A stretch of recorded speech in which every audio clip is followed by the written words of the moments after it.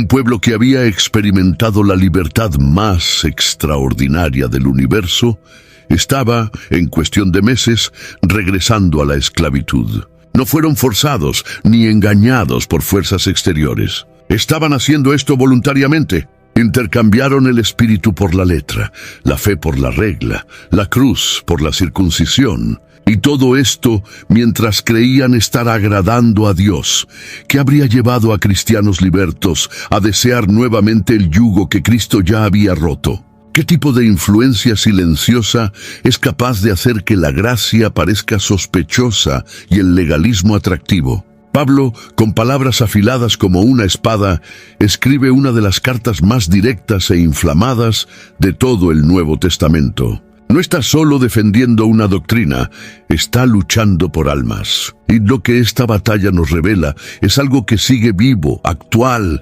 urgente. Es imposible leer esta carta y salir ileso. Cada línea confronta, despierta y reposiciona. Y si valoras contenidos que no suavizan la verdad, sino que revelan la profundidad de las Escrituras con claridad y valentía, este canal es tu lugar. Suscríbete ahora y camina con nosotros por temas que realmente importan. El tono de Pablo en la carta a los Gálatas no es de mera corrección, sino de una alarma espiritual. Escribe con urgencia, como alguien que ve una casa en llamas mientras los moradores duermen. Desde el principio, sin introducciones prolongadas, expresa asombro. Los creyentes estaban abandonando a aquel que los había llamado por la gracia para seguir un evangelio diferente. Este shock inicial revela no solo una preocupación doctrinal, sino el desespero de un padre espiritual viendo a sus hijos siendo arrastrados por un torbellino de confusión. El drama se desenvuelve con intensidad desde los primeros versículos, como podemos percibir en Gálatas, capítulo 1, versículos 6 en adelante. El apóstol no suaviza las palabras. Declara que incluso si un ángel del cielo predica otro evangelio, debería ser considerado maldito. Esta pesada énfasis no proviene de arrogancia, sino de la gravedad de lo que está en juego. La vida cristiana no se basa en buenas intenciones, sino en la verdad revelada por Dios. Al amenazar la integridad del evangelio, los falsos maestros no solo estaban enseñando algo incorrecto, estaban empujando a los creyentes de regreso a un sistema de esclavitud religiosa que Cristo ya había vencido en la cruz. El celo de Pablo era el de un hombre que sabía que la verdad salva, pero la distorsión de la misma puede condenar. El drama galatiano se desarrolla en un escenario de tensión entre judíos y gentiles. Las iglesias de Galacia, formadas mayoritariamente por gentiles convertidos, estaban siendo presionadas por judíos cristianos a adoptar prácticas de la ley mosaica, como la circuncisión. Lo que comenzó como fe pura se estaba contaminando con rituales y exigencias que Cristo ya había cumplido en sí. Pablo, al darse cuenta de este movimiento, actuó como un profeta en la brecha, defendiendo no solo la teología, sino el alma de aquellos que estaban siendo engañados. Lo que hace que este inicio sea tan poderoso es el coraje de Pablo para enfrentar el error sin rodeos. No busca agradar a los hombres, sino servir a Dios. Al decir esto, se posiciona como alguien libre del sistema humano de aprobación y autoridad.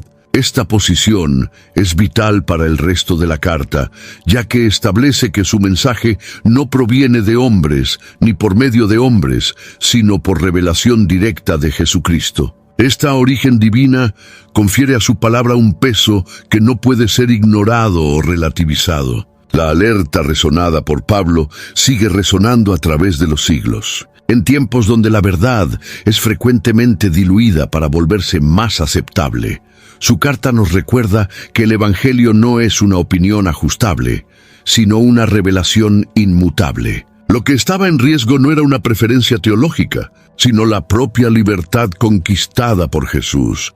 Escuchar este grito de advertencia es esencial para cualquier generación que desee vivir por la gracia y no por el rendimiento. Las iglesias de Galacia habían experimentado la libertad en Cristo, pero estaban siendo seducidas por una doctrina que los arrastraba de vuelta a la prisión de la ley. La sustitución de la fe simple por prácticas religiosas legalistas parecía, a primera vista, un profundo espiritual. Sin embargo, para Pablo, esto era un retroceso fatal. Veía con claridad el riesgo: cambiar el espíritu por la carne, la promesa por la obligación, la fe viva por rituales muertos. Este es el peso de lo que está descrito en Gálatas capítulo 3, versículo 3, cuando el apóstol pregunta: habiendo comenzado por el espíritu, ¿ahora os estáis perfeccionando por la carne? Esta pregunta retórica es una herida abierta en el alma de la carta. Pablo no acusa con frialdad, sino con perplejidad. El problema no era solo teórico, sino profundamente espiritual. Los gálatas estaban siendo tentados a creer que la aceptación de Dios dependía del cumplimiento de la ley mosaica. Esta idea mina completamente el fundamento de la justificación por la fe, que es el corazón del Evangelio. Cuando el rendimiento humano se coloca como criterio de salvación, la cruz de Cristo pierde su significado y se vuelve en la práctica innecesaria. El legalismo no solo roba la libertad, sino que también desfigura la imagen de Dios. Presenta a un Padre Celestial que exige obras impecables para amar plenamente a sus hijos. Pablo se levanta contra esta distorsión, recordando a los gálatas que fue por la fe que recibieron el Espíritu y no por obras de la ley. Los invita a mirar hacia atrás y recordar cómo todo comenzó, con fe, con entrega, con la acción sobrenatural de Dios y no con esfuerzo humano. Esta memoria no es nostálgica, es un llamado a la coherencia espiritual. Esta tensión entre libertad y esclavitud sigue siendo actual. En muchos contextos cristianos, la gracia es proclamada desde los púlpitos, pero en la práctica, los fieles son cargados con fardos de reglas humanas que buscan conquistar el favor de Dios. La carta a los Gálatas se levanta como un protesto divino contra este sistema. Cristo no murió para hacernos obedientes a códigos, sino para darnos una nueva vida, guiada por el Espíritu, motivada por amor y sostenida por la fe. Volver a la esclavitud de la ley es traicionar el sacrificio de Cristo. La libertad conquistada en la cruz no es una licencia para el pecado, sino un llamado a una vida transformada por la gracia. La verdadera libertad no está en hacer todo lo que se quiere, sino en vivir plenamente quien fuimos llamados a ser. Pablo veía esta libertad en riesgo, y su pasión por rescatarla es lo que hace que esta carta sea tan poderosa y aún tan necesaria. Cuando Pablo habla sobre un otro evangelio predicado entre los Gálatas, él no se refiere a algo completamente opuesto, sino a una distorsión sutil. El mayor peligro no era una herejía grotesca, sino una mezcla peligrosa entre gracia y obras. Este evangelio adulterado mantenía el lenguaje cristiano, pero cambiaba el centro de la fe. En lugar de la cruz como base de la salvación, la obediencia a la ley se colocaba como requisito. Este tipo de desvío es más letal porque se disfraza de piedad, mientras envenena la esencia del evangelio verdadero. La distorsión no comienza con negaciones directas, sino con añadidos. Un poco de levadura, alerta Pablo, en Gálatas capítulo 5, versículo 9, leuda toda la masa. Añadir exigencias a la gracia parece inofensivo, incluso prudente, pero este pequeño ajuste altera completamente la lógica de la salvación. Si somos salvos por la fe más algo, entonces ya no es más fe pura, sino mérito. Y donde hay mérito no hay necesidad de cruz. Este es el gran escándalo de la gracia. Ella nos declara justos, sin que tengamos que probar que somos dignos. La consecuencia de esto es devastadora. Cuando el evangelio es distorsionado, las personas son llevadas a un ciclo de culpa, desempeño y comparación. La fe, que debería traer descanso y renovación, se convierte en un peso. Pablo lucha contra esto con vehemencia porque sabe que al final el resultado es desviar corazones de Cristo hacia sí mismos. Y no hay esclavitud más sutil que aquella que se viste de espiritualidad. Cuando el enfoque deja de ser Cristo y pasa a ser el comportamiento humano, la libertad es sustituida por una religiosidad vacía. La fuerza de la carta a los Gálatas radica precisamente en su capacidad de desenmascarar las distorsiones más elegantes. Pablo muestra que el verdadero evangelio no necesita aditivos. Es suficiente, completo. El evangelio es Cristo crucificado y resucitado. No necesita ser mejorado con prácticas religiosas para ser eficaz. Al contrario, cualquier intento de completarlo es, en realidad, una señal de incredulidad en el poder de la cruz. Esta realidad exige de nosotros una vigilancia constante. Ni todo mensaje bonito es verdadero, ni toda práctica religiosa es saludable. Lo que define el Evangelio no es su popularidad, sino su fidelidad a la revelación de Dios en Cristo. Pablo nos enseña que tropezar en la verdad no es solo un error doctrinal, es un riesgo eterno. Y su pasión por preservar la pureza del Evangelio debe reavivar en nosotros el celo por aquello que realmente libera. Es difícil no pensar en cuántas veces el Evangelio también ha sido distorsionado ante nuestros ojos, a veces sutilmente, otras con total descaro. ¿Cuál es el tipo de Evangelio que más has visto ser predicado hoy? Comparte en los comentarios. Sí, será interesante ver cuántas versiones diferentes están circulando por ahí. Una de las cuestiones más delicadas enfrentadas por Pablo al escribir a los Gálatas era su propia autoridad apostólica. Sus opositores intentaban desacreditarlo, sugiriendo que no era un apóstol legítimo como Pedro, Juan o Santiago, ya que no había caminado con Jesús durante el ministerio terrenal. La duda lanzada no era solo personal, sino estratégica. Si Pablo no era un verdadero apóstol, entonces su mensaje tampoco merecía confianza. Por ello, él abre su testimonio con firmeza, dejando claro que no fue enviado por hombres, sino por Jesucristo y por Dios Padre, como vemos en Gálatas capítulo 1, versículo 1. Al revelar su pasado como perseguidor de la iglesia, Pablo no busca autopromoción, sino autenticidad. Muestra que su transformación fue tan radical e inesperada que solo podría explicarse por una intervención directa de Cristo. No recibió instrucción de ningún hombre, ni siquiera buscó la aprobación de los apóstoles en Jerusalén inmediatamente. En lugar de eso, pasó un tiempo de preparación y comunión con Dios, siendo moldeado directamente por el Espíritu. Esto otorga a su mensaje una pureza rara, no contaminada por tradiciones humanas o intereses políticos de la época.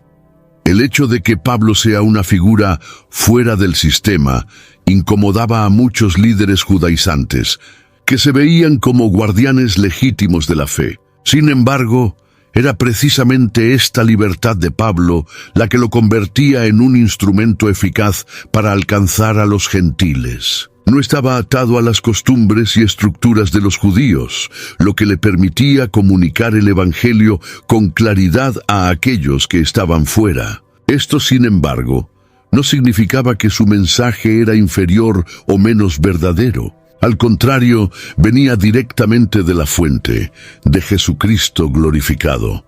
Al compartir que, después de un tiempo, fue a Jerusalén y fue recibido por Santiago, Pedro y Juan, Pablo demuestra que aunque su autoridad no dependía de ellos, había una concordancia espiritual entre él y los líderes de la iglesia. Reconocieron que a Pablo se le había confiado el Evangelio para los gentiles, así como a Pedro se le había llamado para los judíos. Esta validación, registrada en Gálatas capítulo 2, versículos 7 a 9, no servía como un sello formal, sino como evidencia de una unidad en medio de la diversidad de ministerios. El coraje de Pablo al afirmar su autoridad sin arrogancia es una lección poderosa para nuestros días. La fidelidad a la verdad no depende de la aceptación de las multitudes ni de la aprobación de figuras religiosas influyentes. Cuando alguien es llamado por Dios, su autoridad se fundamenta en la misión que le ha sido dada, y no en títulos humanos. Pablo no se doblega ante las presiones institucionales, se doblega solo ante Cristo. Y es esta sumisión la que le otorga valentía para corregir, enseñar y, si es necesario, confrontar incluso a los apóstoles más respetados.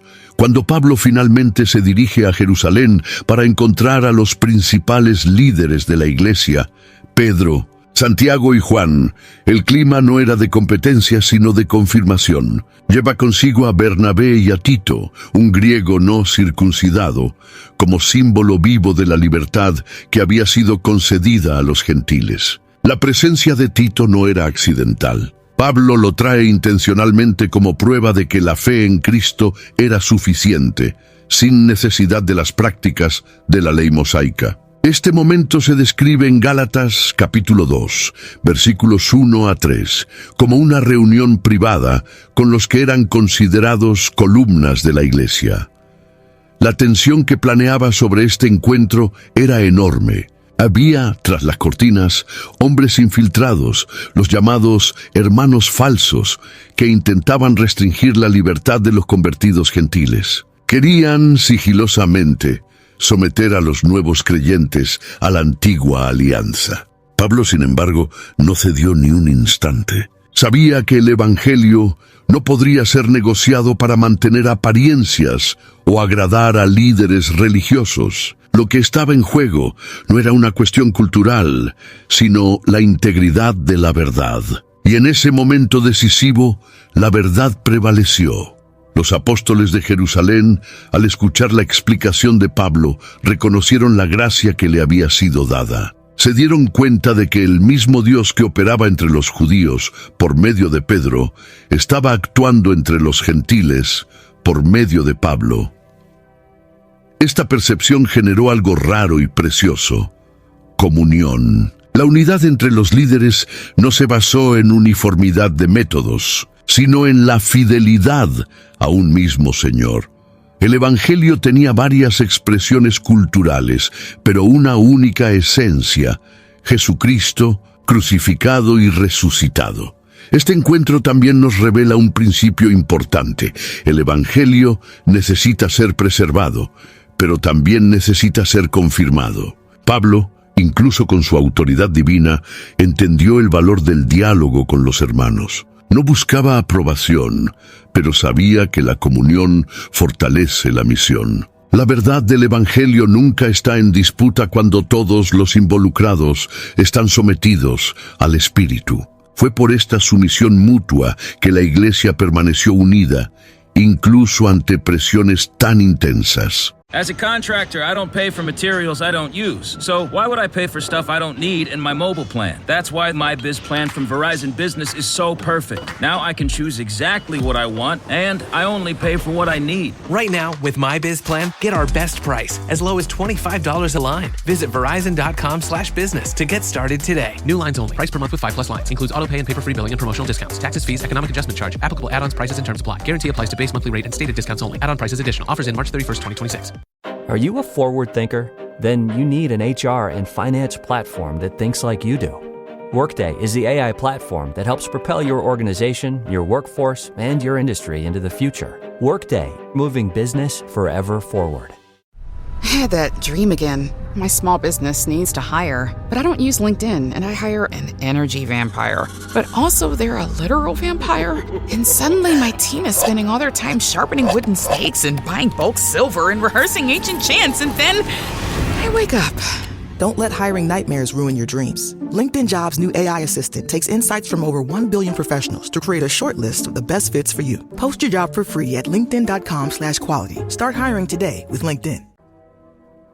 Al final de este encuentro, los apóstoles extendieron la mano derecha de la comunión a Pablo y Bernabé. Fue un gesto simbólico, pero cargado de significado, reconocimiento, apoyo, hermandad.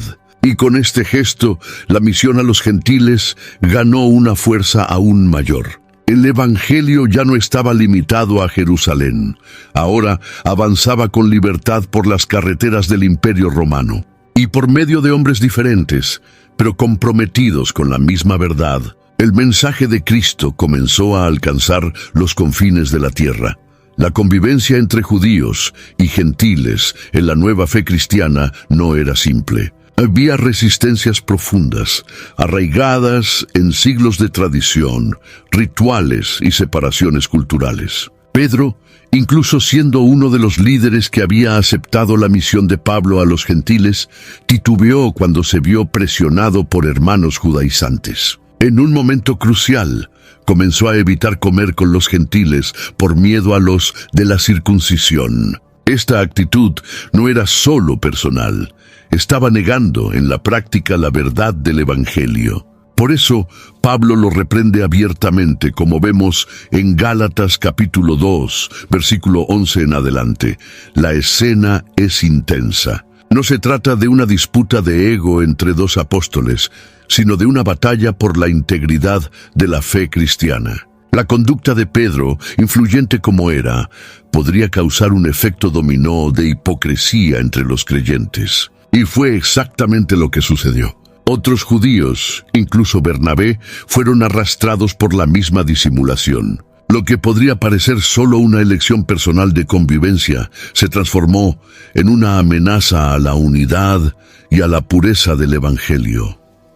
Pablo, con celo y claridad, denuncia la contradicción entre la fe profesada y el comportamiento adoptado. Si Pedro vivía como gentil y ahora exigía que los gentiles vivieran como judíos, ¿dónde estaba la coherencia? Esta pregunta, hecha en público, revela una verdad dolorosa.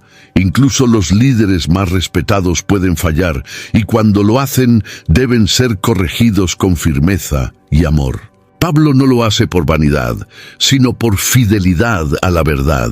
Entiende que ceder a la presión cultural en ese momento significaría comprometer todo el mensaje de la cruz. Este episodio muestra que el Evangelio no puede ser moldeado a las conveniencias sociales. Exige valentía para confrontar, especialmente cuando la verdad está siendo distorsionada por miedo o presión. Pablo enseña que la conducta de los líderes debe reflejar la doctrina que predican. Cuando hay incoherencia, el cuerpo de Cristo sufre. Y cuando hay hipocresía, el espíritu se entristece. La unidad de la Iglesia no puede ser construida sobre concesiones doctrinales, sino sobre el fundamento sólido de la verdad revelada. El enfrentamiento entre Pablo y Pedro es un recordatorio de que la verdad del Evangelio es mayor que cualquier reputación. Pedro fue reprendido pero no rechazado. Esto nos enseña que confrontar con amor también es un acto de comunión. La libertad que Pablo defendía no era una idea abstracta, era algo tan real que valía la pena arriesgar relaciones para preservarla. Y es por eso que la carta a los Gálatas sigue siendo uno de los documentos más poderosos de la historia cristiana, porque muestra que la verdad, cuando es protegida con amor y valentía, siempre genera frutos de vida.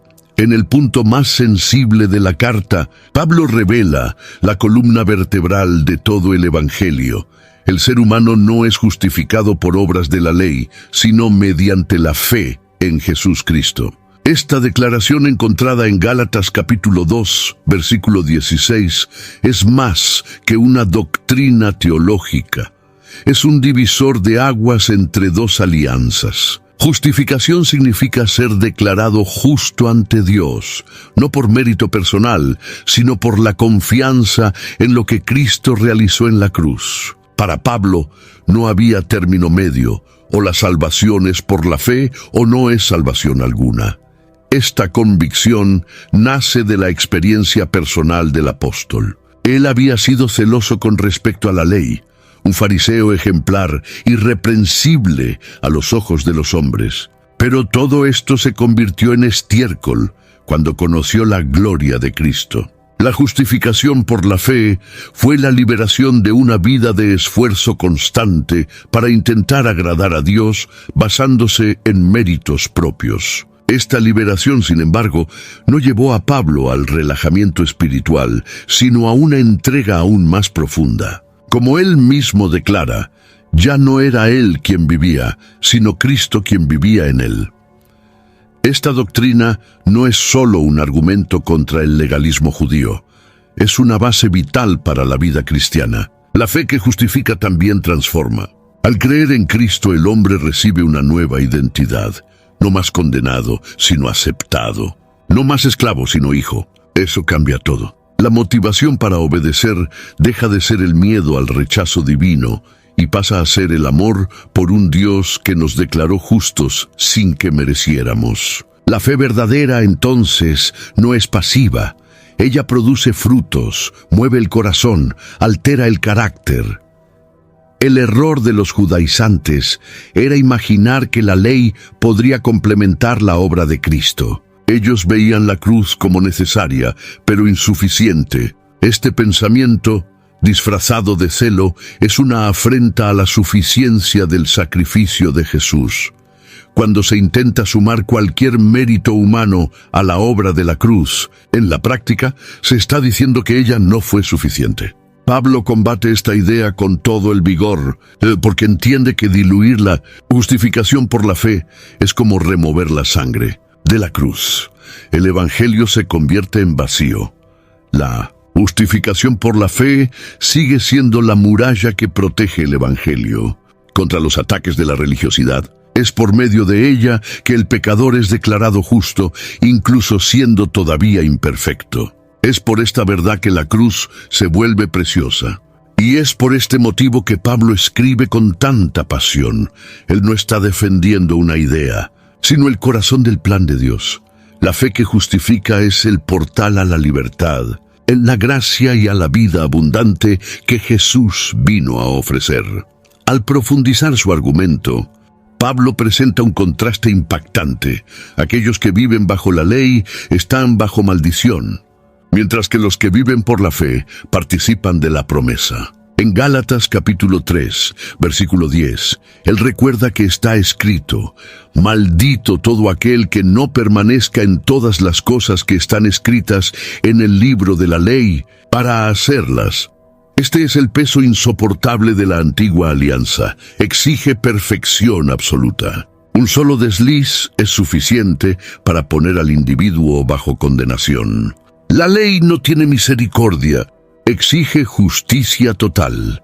La promesa, por otro lado, está fundamentada en la fe y fue dada a Abraham mucho antes de que la ley fuera instituida. Dios prometió que, por medio de la descendencia de Abraham, todas las naciones serían bendecidas. Esta bendición no dependía de la obediencia a la ley, porque aún ni siquiera existía. Por lo tanto, la herencia espiritual no puede ser conquistada por obras, sino recibida por fe. Pablo muestra que la gracia no es un plan de emergencia, sino el plan original de Dios. La ley fue inserta temporalmente, como veremos más adelante, pero la promesa es eterna. Cristo, al ser colgado en el madero, asumió sobre sí la maldición de la ley. Él se hizo maldición para que fuésemos liberados de ella. Este acto sustitutivo es el punto de convergencia entre justicia y misericordia. Jesús no anuló la ley, sino que la cumplió plenamente, y al hacerlo, abrió camino para que la promesa hecha a Abraham alcanzara a los gentiles. Ahora no es más necesario pertenecer al pueblo judío ni practicar los rituales de la ley para ser heredero de la bendición. Basta creer en Jesús y recibir por la fe el Espíritu Santo.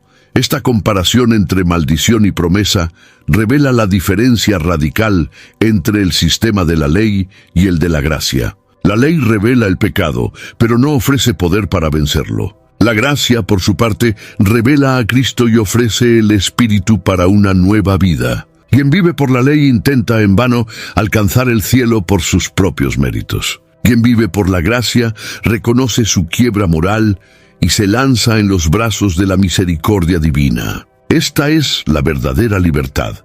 Saber que la bendición no viene por esfuerzo, sino por fe. La elección entre vivir bajo la maldición o la promesa aún está ante muchos. Muchos, incluso dentro de la iglesia, intentan merecer el favor de Dios, basado en sus prácticas y sacrificios. Pero Pablo nos invita a un camino más excelente, el de la fe simple, que confía plenamente en la obra consumada de Cristo. Y esta confianza es lo que nos convierte en herederos legítimos de la promesa, libres de la maldición, reconciliados con Dios. Para reforzar la primacía de la fe sobre la ley, Pablo vuelve al inicio de la historia del pueblo de Dios y señala a Abraham. Él no elige a Moisés, el legislador, sino a Abraham, el hombre de la promesa. En Gálatas capítulo 3, versículo 6, Pablo declara: así como Abraham creyó en Dios, y eso le fue imputado como justicia. Esta cita de Génesis es poderosa, porque muestra que la justificación por la fe ya estaba en acción mucho antes de que la ley fuera dada en el Sinaí. Abraham no fue justificado por obediencia a la ley, sino por creer en una promesa divina. La elección de Abraham como ejemplo no es aleatoria. Él es el padre de la fe, el prototipo de la relación con Dios basada en confianza, no en desempeño. Dios le prometió descendencia y bendición, incluso cuando él y Sara eran estériles. Abraham no vio inmediatamente el cumplimiento de la promesa, pero continuó creyendo. Esta fe, incluso ante la imposibilidad, fue lo que le confirió justicia. La fe de Abraham es activa, perseverante, confiada. This message is sponsored by Greenlight. With school out, summer is the perfect time to teach our kids real-world money skills they'll use forever. Greenlight is a debit card and the #1 family finance and safety app used by millions of families, helping kids learn how to save, invest, and spend wisely. Parents can send their kids money and track their spending and saving, while kids build money confidence and skills in fun ways. Start your risk-free Greenlight trial today at greenlight.com/Spotify. That's greenlight.com/Spotify.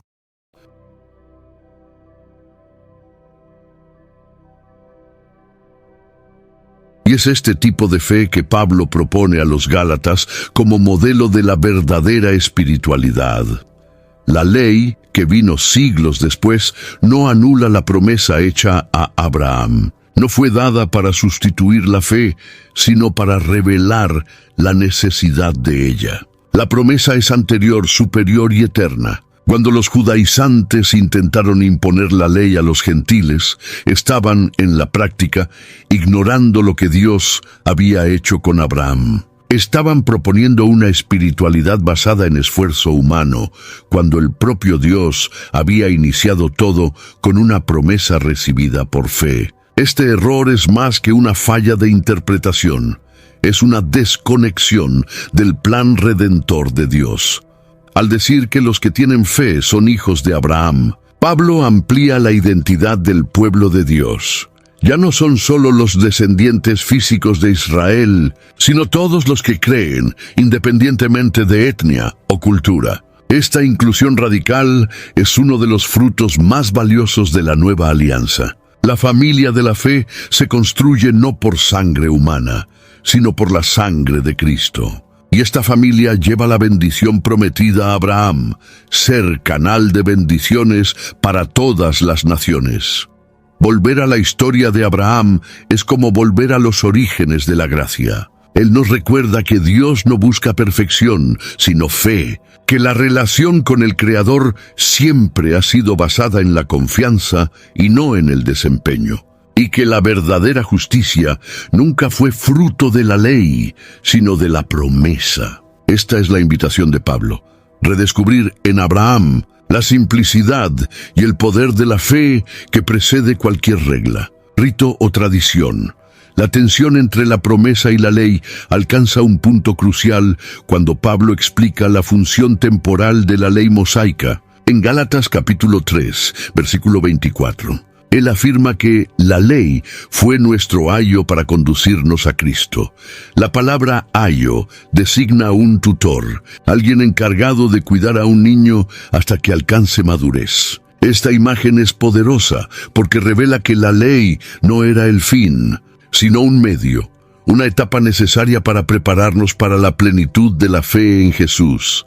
La ley tenía la función de revelar el pecado, exponer la necesidad de redención y mantener al pueblo de Dios en disciplina hasta que viniera el Mesías. Mostraba el patrón de santidad divina, pero no ofrecía poder para cumplirlo. Su rigidez era pedagógica, servía para poner límites y despertar conciencia. En ese sentido, fue una bendición, pero con fecha de caducidad. Pablo no la demoniza, sino que la coloca en su debido lugar. Una preparación, no la solución final. El problema comienza cuando lo que era provisional se trata como permanente. Este entendimiento es revolucionario para los Gálatas y para todos los que intentan vivir hoy bajo el peso del desempeño religioso. Cuando alguien intenta alcanzar la justificación a través de la ley, está en la práctica viviendo como un niño que se niega a crecer. Es como si el ayo, que ya cumplió su misión, siguiera ejerciendo autoridad sobre un heredero adulto. Pablo muestra que con la venida de Cristo, la fe fue revelada y la tutela terminó. Ahora, los creyentes no son más supervisados por la ley, sino guiados por el Espíritu. El uso de la ley como instrumento de justificación es como intentar abrir una puerta ya desbloqueada con una llave oxidada. La cruz abrió el camino de la gracia e insistir en rituales o códigos como medio de salvación es negar la suficiencia de Jesús. La ley que apuntaba a Cristo no puede ocupar su lugar, y cuando es exaltada por encima de la fe, se convierte en un obstáculo a la libertad.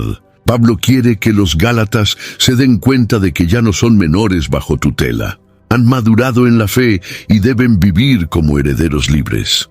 Comprender la función temporal de la ley es esencial para experimentar la plenitud de la vida cristiana. Es reconocer que aunque la ley haya sido santa y justa, apuntaba a algo mayor. Ahora que Cristo ha venido, somos invitados a vivir ya no como siervos con miedo a errar, sino como hijos que conocen el corazón del Padre. Y es este corazón el que nos guía, transforma y sostiene. Pablo conduce a los Gálatas a un clímax espiritual cuando revela que en Cristo no son solo creyentes o seguidores, sino herederos legítimos de la promesa. En Gálatas capítulo 3, versículo 29, él afirma: «Y si sois de Cristo, entonces sois descendencia de Abraham, y herederos conforme a la promesa». Esta declaración rompe todas las barreras religiosas, étnicas y sociales. Ya no importa si el individuo es judío o gentil, esclavo o libre, hombre o mujer, todos son uno solo en Cristo Jesús. Esta nueva identidad es el núcleo de la libertad cristiana. Ser heredero no es solo recibir una herencia futura, sino vivir desde ahora con la dignidad de quien pertenece a la familia real. El heredero no vive en la inseguridad del siervo ni en la ansiedad del huérfano. Él sabe a quién pertenece, conoce el valor que tiene y camina con confianza. Pablo quiere que los Gálatas entiendan que han sido adoptados como hijos y como tales tienen acceso pleno a las riquezas espirituales prometidas desde Abraham. Esta herencia, sin embargo, no es material o limitada a las bendiciones terrenas. Incluye el Espíritu Santo, la justificación, la vida eterna, la comunión con Dios y la participación en el reino. Es una herencia invisible a los ojos naturales, pero poderosa para transformar toda la existencia. El legalismo, al tratar de condicionar esta herencia a la obediencia a la ley, roba su naturaleza graciosa y transforma el Evangelio en un contrato de méritos. Pablo reafirma que el derecho a la herencia viene por la fe, no por el esfuerzo. Esta nueva identidad también redefine las relaciones. En Cristo desaparecen las divisiones humanas que antes separaban a los pueblos. La cruz derribó el muro que había entre judíos y gentiles, entre los de dentro y los de fuera. Ahora todos los que creen son parte de la misma familia, con igualdad de acceso y dignidad. La Iglesia, por tanto, no puede permitirse reproducir las distinciones del mundo. Somos todos hijos adoptados, con el mismo Padre, el mismo Salvador y el mismo Espíritu habitando en nosotros. La conciencia de que somos herederos debe afectar profundamente nuestra manera de vivir. No necesitamos más luchar por aceptación ni temer rechazo. En Jesús ya hemos sido aceptados, sellados y garantizados. La fe nos inserta en una historia que comenzó con Abraham, fue cumplida en Cristo y se extiende hasta nosotros. Y esta fe transforma a los deudores temerosos en hijos confiados. No se trata más de intentar agradar a Dios con nuestros méritos, sino de andar con Él como quien ya ha sido plenamente amado. La profundidad del Evangelio se vuelve aún más real cuando Pablo revela que Dios no solo nos declaró justos, sino que colocó su Espíritu en nuestros corazones. En Gálatas capítulo 4, versículo 6, él escribe: «Y porque sois hijos, Dios envió a nuestros corazones el Espíritu de su Hijo que clama: Abba, Padre». Esta es una de las pasajes más tiernas de toda la carta, revelando que la filiación en Cristo no es solo jurídica, es relacional, íntima, vivida en lo más profundo del ser. El clamor «Abba, Padre» no es una repetición mecánica, sino un grito de identidad. Es la voz del Espíritu testificando con nuestro espíritu que pertenecemos a Dios. Esta relación de hijo a padre es radicalmente diferente de la que existía bajo la ley. El siervo obedece por obligación, con miedo a la punición. El hijo, sin embargo, se mueve por amor, confianza y deseo de agradar al Padre. Este cambio de postura es obra del Espíritu Santo, no de técnicas religiosas o de comportamiento externo. Esta nueva realidad espiritual nos impide retroceder a la esclavitud. Pablo alerta que, si somos hijos, no debemos vivir más como esclavos. Volver a la ley, en este contexto, es como un hijo legítimo renunciar a la casa del padre para vivir como un siervo. Es cambiar la mesa por la zona de esclavos, la intimidad por el distanciamiento. El Espíritu que habita en nosotros nos convence, diariamente, de que hemos sido llamados a la libertad, a la comunión, a una relación real y transformadora con Dios. El Espíritu no solo nos convence de quiénes somos, sino que también nos guía en el camino de la verdad. Nos recuerda de la gracia, nos fortalece contra el pecado y nos moldea a la imagen de Cristo. Vivir como hijos es vivir guiados por esta presencia interior que susurra a nuestro corazón que no estamos solos. Esta seguridad espiritual es el antídoto contra la tentación de buscar seguridad en reglas, tradiciones o apariencias religiosas. Es en el Espíritu que encontramos descanso, dirección y poder. El clamor del Espíritu nos invita a abandonar cualquier mentalidad de orfandad espiritual. Somos hijos, y no solo en el papel. Somos hijos en el corazón, en la sangre, en el Espíritu. Esta certeza cambia la forma en que oramos, cómo adoramos, cómo enfrentamos las pruebas. No es más necesario mendigar bendiciones o intentar negociar con Dios. En Cristo ya hemos sido adoptados, aceptados y capacitados. Y esta realidad es la base más sólida sobre la cual cualquier vida cristiana verdadera puede ser edificada.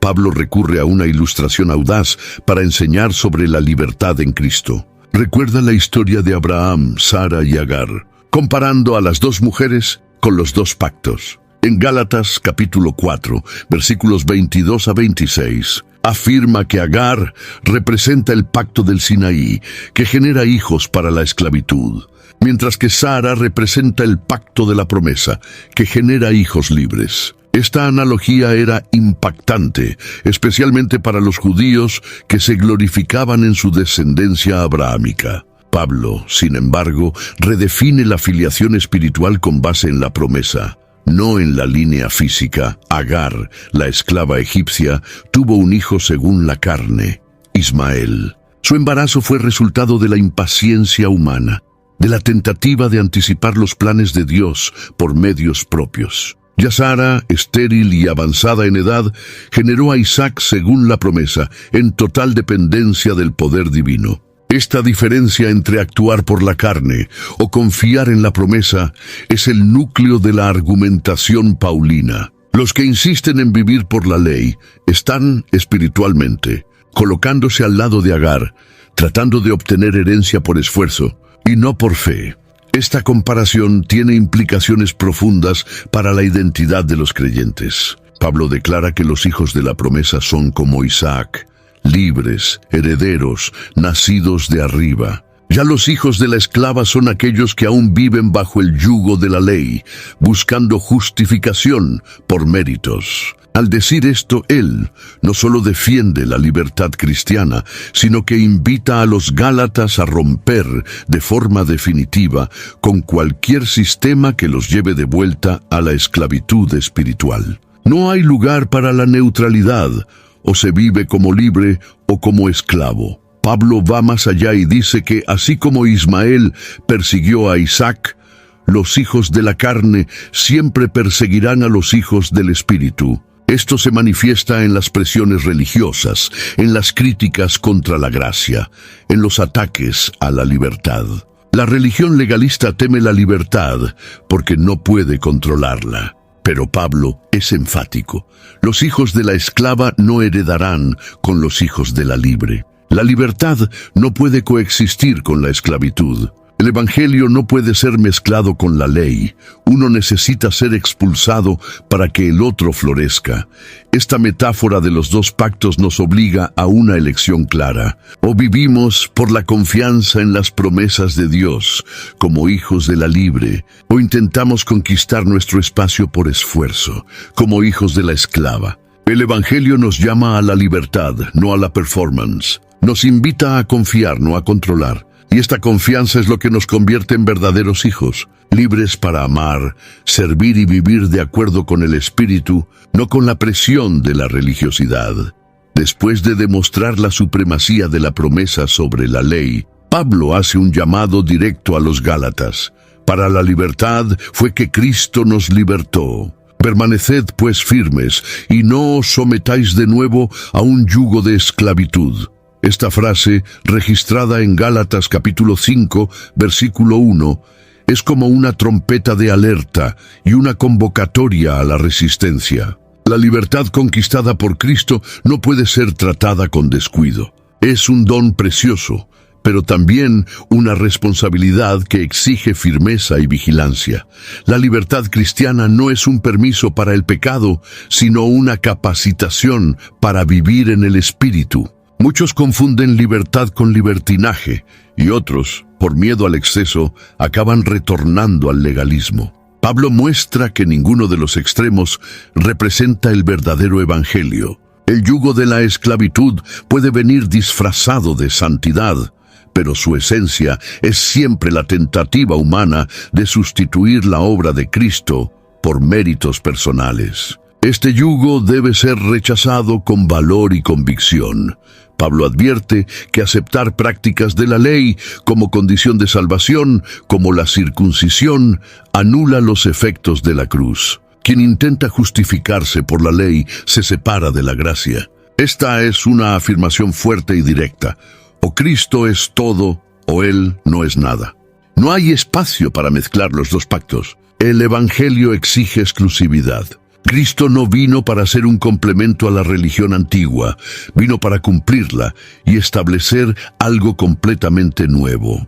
Aceptar un sistema mixto es despreciar el sacrificio de Jesús. La firmeza que Pablo exige no es arrogancia espiritual, sino conciencia de lo que ha sido conquistado. Llama a los Gálatas a permanecer firmes, porque sabía que la presión para ceder era intensa. Era más fácil conformarse, seguir reglas, agradar a los hombres. Pero el Evangelio nos desafía a caminar contra la corriente. Permanecer firmes es resistir la tentación de reducir la fe a un sistema de comportamiento. Es mantener los ojos fijos en la cruz, incluso cuando otros intentan desviar el enfoque hacia tradiciones humanas. Esta firmeza no viene de la fuerza de voluntad, sino de la fe. Quien conoce la verdadera libertad no desea volver a las cadenas del pasado. Por eso Pablo no solo enseña, él clama. Su pasión es visible. No está solo escribiendo una carta, está luchando por las almas de sus hijos en la fe. Sabe que el Evangelio no se defiende solo con argumentos, sino con el valor para mantenerse firme, incluso cuando todo alrededor invita a la conformidad. La libertad en Cristo, aunque gloriosa, no elimina la realidad del conflicto interior. Pablo deja esto claro al hablar de la batalla entre la carne y el espíritu. En Gálatas capítulo 5, versículo 17, él escribe: Porque la carne milita contra el espíritu, y el espíritu contra la carne. Porque son opuestos entre sí, para que no hagáis lo que, por ventura, sea de vuestro querer. Este enfrentamiento es constante, íntimo y determinante. La carne representa la vieja naturaleza, mientras que el espíritu es la presencia viva de Dios dentro del creyente. Esta tensión revela que la vida cristiana no es una zona de confort, sino un campo de batalla. La carne desea lo que es contrario a Dios: egoísmo, orgullo, inmoralidad, envidia. El espíritu, por su parte, genera amor, humildad, pureza, dominio propio. Estos deseos opuestos cohabitan dentro de cada cristiano, creando un dilema moral diario. No se trata de una falla en la fe, sino de una característica del camino cristiano. La libertad no elimina el conflicto, sino que cambia su naturaleza. Ahora luchamos con el espíritu y no con nuestras propias fuerzas. Esta lucha interna no se vence solo con disciplina, sino con rendición. El secreto no está en intentar suprimir la carne a través de reglas, sino en andar en el espíritu. Pablo enseña que, si somos guiados por el espíritu, no estamos bajo la ley. Esta afirmación deconstruye el pensamiento legalista de que el único camino hacia la santidad es la obediencia ciega. Por el contrario, es la comunión con el Espíritu la que genera frutos verdaderos, no por obligación, sino por transformación interior. Esta batalla también expone un error común: la idea de que la gracia es permisiva. Pablo nunca defiende una libertad descontrolada. Por el contrario, él reconoce que la verdadera libertad es la que nos capacita para vencer el pecado. La carne solo es vencida cuando el espíritu es priorizado. Esto exige sensibilidad espiritual, renuncia e intimidad con Dios. No basta con evitar el pecado. Es necesario vivir lleno del espíritu para que el pecado pierda su atractivo. La victoria comienza en el corazón rendido. La lucha entre carne y espíritu es real, pero no desesperante. El Espíritu habita en nosotros para fortalecernos, recordarnos la verdad y guiarnos hacia la madurez. La libertad que recibimos no es ausencia de conflicto, sino poder para vencerlo. Y cuando aprendemos a andar según el Espíritu, descubrimos que la gracia no solo nos perdona, sino que también nos transforma. Esta es la belleza del Evangelio, no solo una salvación para el futuro, sino una victoria para el presente. En contraste directo con las obras de la carne, Pablo presenta los frutos del Espíritu como evidencia de una vida verdaderamente transformada. En Gálatas capítulo 5, versículo 22, él escribe: «Pero el fruto del Espíritu es amor, alegría, paz, longanimidad, benignidad, bondad, fidelidad, mansedumbre, dominio propio». Esta lista no es un conjunto de metas morales, sino el retrato de un carácter que está siendo moldeado por la presencia del Espíritu Santo. Los frutos son consecuencias naturales de la comunión con Dios y no resultados de esfuerzo humano. La elección de la palabra fruto es significativa. Ella apunta a algo que crece, que pasa por un proceso, que exige tiempo pero que es inevitable cuando el árbol está sano. Pablo no habla de obras del Espíritu, porque ello implicaría en producción activa. Él habla de fruto, porque la transformación espiritual es orgánica, interna, profunda. No es una actuación, es un reflejo de la vida interior. La persona que anda en el Espíritu comienza a manifestar estos rasgos sin necesidad de fingir o forzar. Fluyen, porque el Espíritu habita en ella. El primer fruto mencionado es el amor, el mayor de todos. Es la raíz de la cual todos los demás se desarrollan. Una vida marcada por el amor inevitablemente desborda en alegría y paz. La longanimidad y la benignidad revelan paciencia con el prójimo. La bondad y la fidelidad reflejan integridad en el carácter. La mansedumbre y el dominio propio muestran que el creyente no está a merced de sus impulsos, sino que es gobernado por algo superior. Estos frutos no son dones, son marcas visibles de madurez espiritual. Pablo afirma que contra estas cosas no hay ley. Esto significa que ninguna regla es capaz de producir lo que el Espíritu produce. La religión puede imponer comportamientos, pero solo el Espíritu puede generar carácter. El legalismo se preocupa por las apariencias, el Espíritu se interesa por la esencia, y esta esencia se revela en el trato con los demás, en la manera en que reaccionamos, perdonamos, servimos. Una iglesia llena del Espíritu no es solo aquella que habla en lenguas o realiza milagros, es la que manifiesta los frutos en su convivencia diaria. Los frutos del Espíritu no son una opción, son un signo de autenticidad. Ellos demuestran que la fe no es solo teórica, sino viva. Cuando un creyente manifiesta amor en lugar de rencor, paz en lugar de ansiedad, dominio propio en lugar de impulsividad, está mostrando que no vive más para sí, sino que Cristo vive en él. Y es en ese testimonio silencioso, pero poderoso, que el mundo reconoce la presencia de Dios. El fruto es el sello de la verdadera libertad, no aquella que hace lo que quiere, sino la que vive como Cristo vivió. La libertad cristiana no se vive aislada. Pablo cierra su carta con orientaciones prácticas sobre cómo esa libertad debe manifestarse en la vida comunitaria. En Gálatas capítulo 6, versículo 2, él escribe: «Llevad las cargas unos de otros, y así cumpliréis la ley de Cristo». Aquí, él muestra que la libertad no nos exime de responsabilidades con el prójimo. Al contrario, nos capacita a vivir en amor mutuo, compasión y restauración. La verdadera libertad se ejerce en servicio. La comunidad de los libres es llamada a ser un lugar de curación y no de juicio. Pablo orienta que, si alguien es sorprendido en alguna falta, los espirituales deben restaurarlo con espíritu de mansedumbre. Esta instrucción es contracultural. En lugar de condenar al hermano caído, la comunidad debe extender la mano y ayudarlo a levantarse. La restauración es una de las marcas más bellas de la gracia. Solo quien entendió su propia caída puede tratar al otro con misericordia. Y esta restauración no se hace con dureza, sino con mansedumbre, como lo haría el mismo Jesús.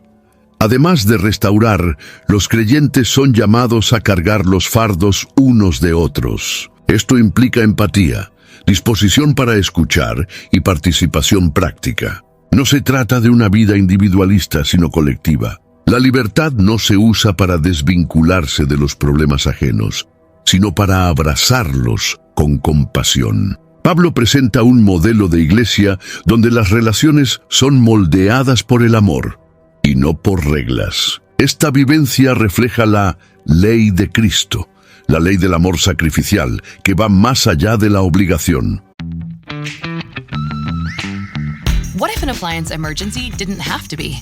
If your appliances suddenly decided they were done, don't stress. Best Buy has you covered with a wide variety of major appliances from trusted brands, in stock and available now. So you don't have to worry about laundry piling up, refilling the fridge, or that big dinner party you're hosting. Because Best Buy has the knowledge and expertise to get you the right appliance for your home. Learn more at bestbuy.com. Best Buy. Imagine that. Hi, I'm Jim. I'm not an actor, just a guy living with prostate cancer. My wife and I face each day head on. We asked my doctor about Xtandi enzalutamide. Xtandi 40 milligram tablets treats men with prostate cancer that has spread to other parts of the body and responds to a medical or surgical treatment to lower testosterone. Xtandi may cause serious side effects: seizure, a brain condition called PRESS, allergic reactions, heart disease that can lead to death, falls and bone fractures, swallowing problems, or choking that can lead to death. Stop Xtandi and get medical help at once if your face, tongue, lip, or throat start swelling. Tell your doctor at once if you faint, have a seizure, quickly worsening headache, decreased alertness, confusion, vision problems, chest pain or discomfort, or shortness of breath. Xtandi can cause harm to an unborn baby or miscarriage. Use birth control during and 3 months after Xtandi. Common side effects include muscle and joint pain, feeling unusually tired, hot flashes, constipation, less appetite, diarrhea, high blood pressure, bleeding, falls, fractures, and headache. Visit Xtandi.com to watch my story. Pablo también alerta contra el orgullo espiritual. Aquellos que se creen superiores deben examinarse a sí mismos. El verdadero espiritual no se enorgullece, sino que sirve. La libertad en Cristo nos llama a una vida de humildad, donde cada uno hace su parte sin comparación, sin vanidad, sin buscar gloria personal. El enfoque es el bien del otro, el crecimiento del cuerpo, la gloria de Dios. Este tipo de ambiente solo es posible donde reina el Espíritu, donde los frutos son evidentes y donde la gracia es más que un discurso. La comunidad de los libres es el lugar donde la gracia toma forma, donde las heridas son tratadas con bálsamo, no con vinagre, donde la libertad se ejerce para amar, no para exhibirse, donde el evangelio se vive en los detalles, en una visita, en una oración, en un abrazo, en un consejo dado con ternura. Este es el tipo de iglesia que Pablo soñaba, y es el tipo de iglesia que el mundo necesita ver. Pablo cierra su carta con una declaración audaz y profundamente contracultural. En cuanto a mí, que jamás me gloríe a no ser en la cruz de nuestro Señor Jesucristo. Esta afirmación, registrada en Gálatas capítulo 6, versículo 14, revela la esencia del Evangelio. En un mundo que se gloría en conquistas, apariencias y tradiciones, Pablo apunta a algo que, a los ojos naturales, era símbolo de vergüenza: la cruz. Pero para él, allí estaba toda la gloria, todo el poder, toda la razón de vivir. La cruz representa el fin de un sistema basado en méritos y el nacimiento de un nuevo modo de vida basado en la gracia. Rompe el orgullo humano, expone la futilidad de las obras y revela el amor radical de Dios. Pablo no busca reconocimiento por sus logros ni por sus credenciales religiosas. Él entiende que todo lo que realmente importa ya fue hecho por Jesús. Por eso, su única gloria es la cruz, porque en ella el mundo fue crucificado para él, y él para el mundo. Este desligamiento del sistema mundano es más que un ideal, es una realidad práctica. Pablo no vive más según los patrones humanos, no busca agradar a hombres ni probar su valor. Vive para aquel que lo amó y se entregó por él. El mundo, con sus valores distorsionados, ya no le atrae. La cruz hizo una separación definitiva. Ahora Pablo pertenece a una nueva creación, un nuevo mundo que nace en Cristo, donde lo que importa no es la circuncisión o la incircuncisión, sino ser una nueva criatura. Este cierre no es solo una conclusión, es un clímax espiritual. Pablo declara que aquellos que caminen conforme a esta nueva regla, la regla de la gracia y de la nueva creación, experimentarán paz y misericordia. Desea que la paz gobierne en la vida de quienes entendieron que la cruz es suficiente. Y cierra su carta con una marca de autenticidad, las marcas de Jesús en su cuerpo, fruto de su fidelidad y sufrimiento por amor al Evangelio. No habla de cicatrices emocionales, habla de marcas físicas, reales, que prueban su entrega. La carta a los Gálatas termina como empezó, con intensidad, verdad y amor. Es un llamado a abandonar los pesos de la religiosidad y abrazar la cruz como única fuente de gloria. Es un grito de libertad, una defensa apasionada de la gracia, una invitación a la nueva vida. Y permanece viva resonando a través de los siglos, recordando a cada generación que solo hay un evangelio verdadero, aquel que comienza, continúa y termina en la cruz de Cristo. En un tiempo en que tantas cosas cambian, permanecer firme en la verdad se ha vuelto un acto de valentía. Comparte este vídeo con alguien a quien amas y que también necesita recordar dónde está la verdadera libertad. Y si este mensaje resonó en tu corazón, comenta tu reflexión aquí abajo y suscríbete. Hay muchas cosas valiosas viniendo por ahí. Muchas cosas valiosas viniendo por ahí.